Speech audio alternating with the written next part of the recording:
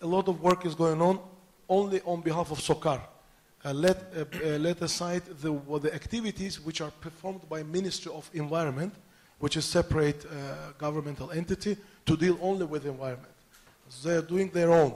But SOCAR is doing, by the way, SOCAR is doing even more than Ministry of Ecology. I hope nobody will tell it to our ecology minister. But because we have probably through the history polluted more, so we do it more. So enormous amount of work is done, and it's going on still. Thank you. Okay, thank you very much. Maybe I have one last question.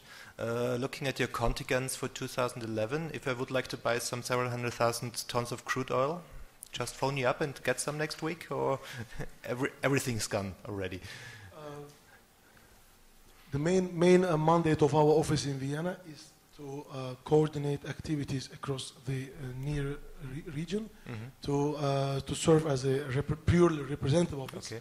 And of course we are responsible for the Azerbaijan-Austria, Azerbaijan-Hungary and other neighbor countries in the region in terms of energy, oil and gas.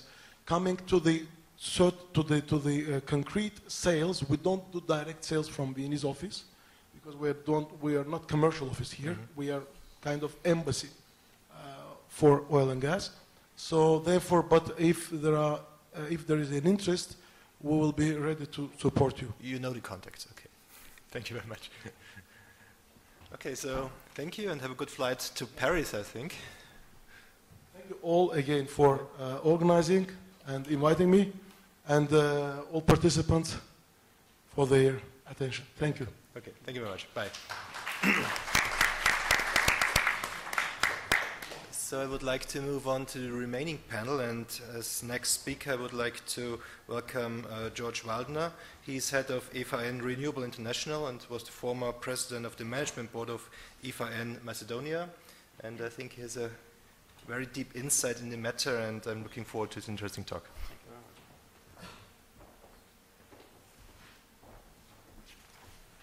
much.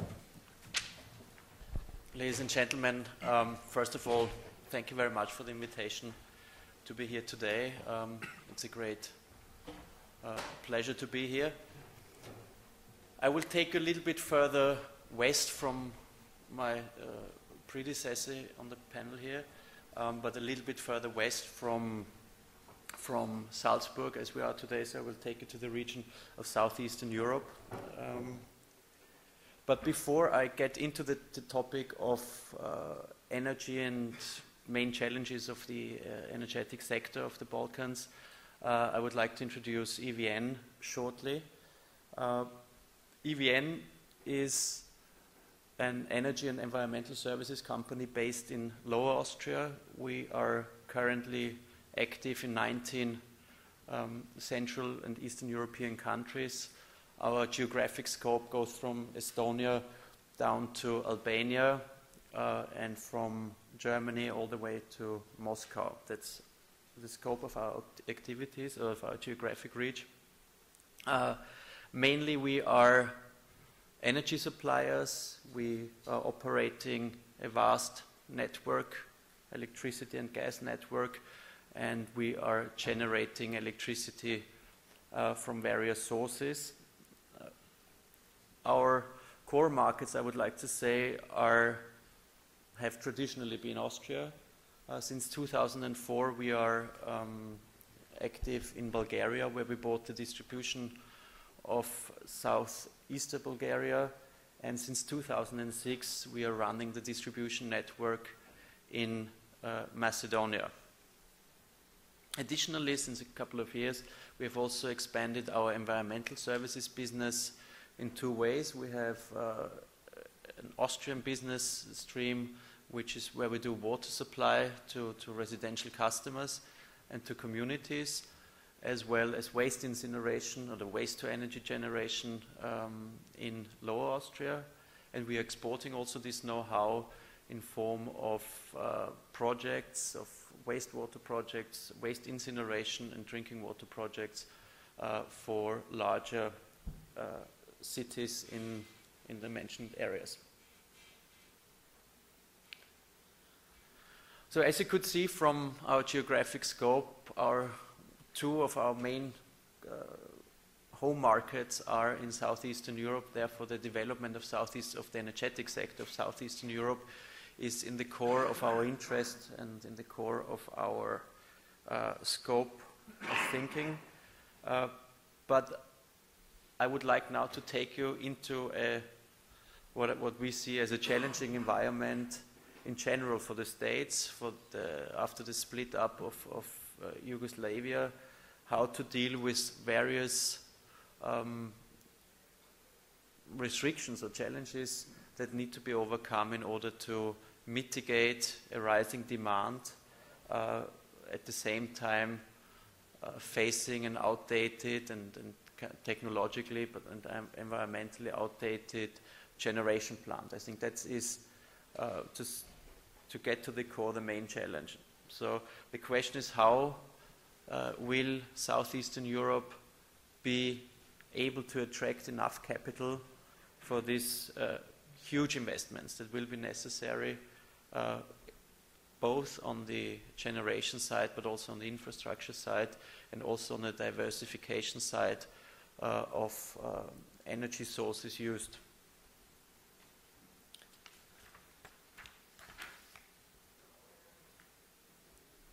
Not only are the power, let's start from the history.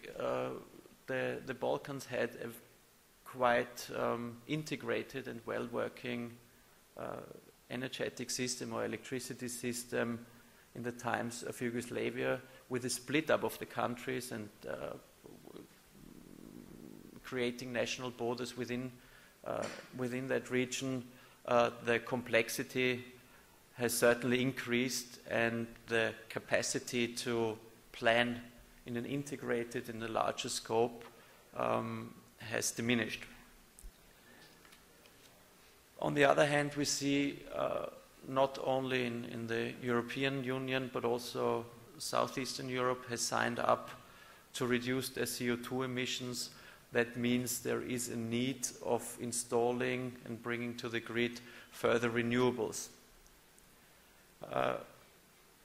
All of these countries in Southeastern Europe are also part and member of the energy community of Southeastern Europe, who is based in Vienna, which shows a clear path of actions that need to be taken in order to harmonize the energetic system to the European directives. This path envisaged a liberalization of the energy market. And here comes a social dimension into place. The social dimension goes like this. It's quite a simple formula. At the moment, electricity prices are half the level of the average in the European Union. Opening the market, liberalizing the market would mean that artificial subsidies that were due to social restrictions would to be lifted. When that is lifted, the price would double, but even at prices as they are now, at current prices, affordability of electricity is one of the main issues in the region, and for the people and for the governments.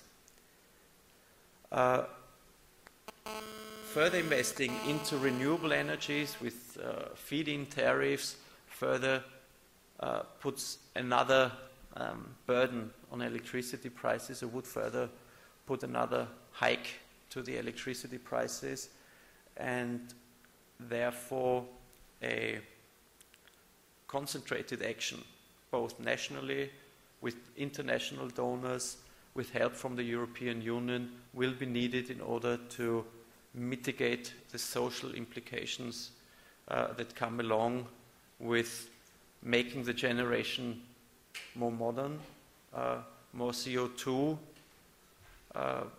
with lower CO2 levels, and liberalizing the energy markets. Last but not least, a diversification of sources is definitely needed for the region of Southeastern Europe. We have seen on the map before that there are plans to put in gas pipelines in the region. However, these gas pipelines will not reach, or are not planned to reach, all the countries in the region. So particularly Romania and Bulgaria are part of this crossroad. Other countries are not yet even planned to be connected to any of the larger gas pipelines, which is an issue for heating particularly, because then the only source of heating again is either firewood, CO2 issue, or electricity price issue and generation issue.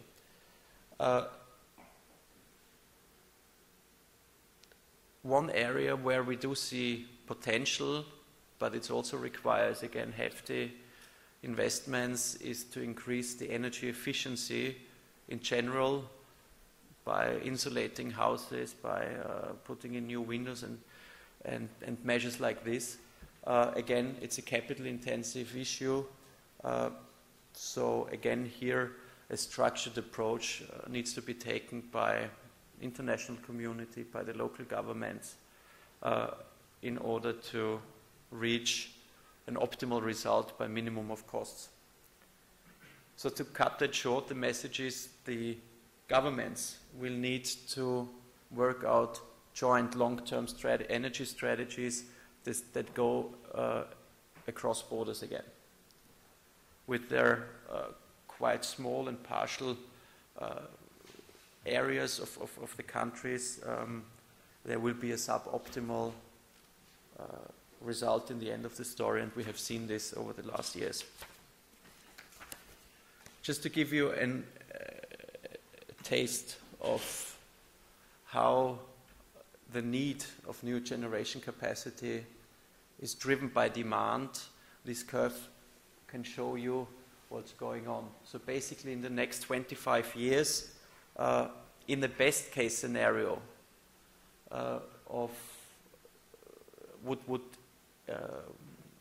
would mean a doubling of the current consumption, of the current electricity demand. Even if you go with a lower case, it is still a 50% increase from the levels today. And as I said, on the other hand, we have an outdated generation park in whole southeastern Europe. That, following this path, or the middle path, means that roughly 30,000 megawatts. Just to put that in money terms, it's roughly 50 billion, depends what you're going to build, or 60 billion euros would have to be invested over the next 10 years in order to reduce the risk of a power crash and crunch in the region. It's a vast number, and seeing the financial restrictions, political uncertainty that drive up risk premiums to invest in the region, a general credit lack of liquidity in the credit market are definitely obstacles that need to be overcome and that the international community will have to deal with.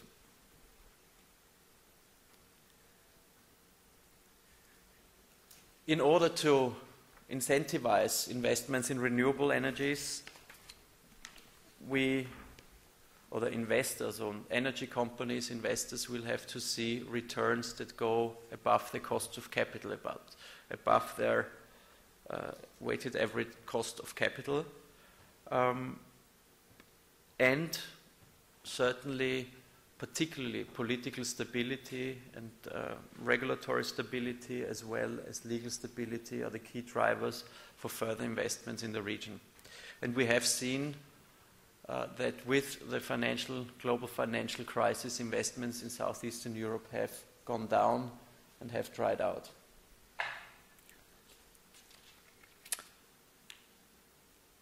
So there are many measures that are tested, that are working, and I do not want to be on a negative term, not at all. Yeah? On the contrary, these challenges are opportunities if they are tackled in the right way and understood in the core of the problems, are well understood by the politicians that are giving the framework for all these investments. So I think if there are reasonable conditions to invest, there's no